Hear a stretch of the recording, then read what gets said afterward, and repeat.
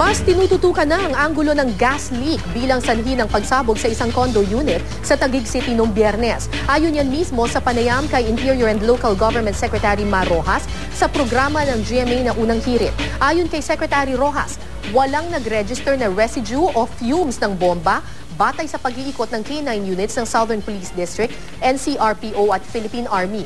Iginiit din ni Secretary Rojas na mariing ibinili ni Pangulong Aquino na huwag ihalintulad ang pagsabog sa Taguig sa naging pagsabog sa Glorieta 2 noong 2007. Nananatili raw kasing walang kasagutan ang sanhi ng pagsabog sa Glorieta. Pero pagtitiyak ni Secretary Rojas ang investigasyon sa sanhi ng pagsabog sa Taguig ay ibabase lang nila sa siyensya at ebidensya. Tinitingnan pa rin natin lahat ng mga posibilidad.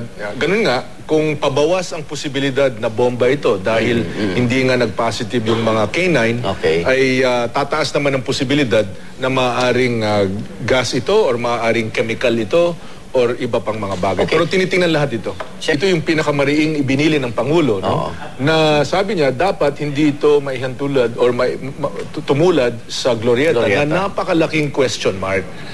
Diba? Ang laking question mark nung kapanahunan yun. Ito ba ay methane? Ito ba ay bomba? Ano ba ito?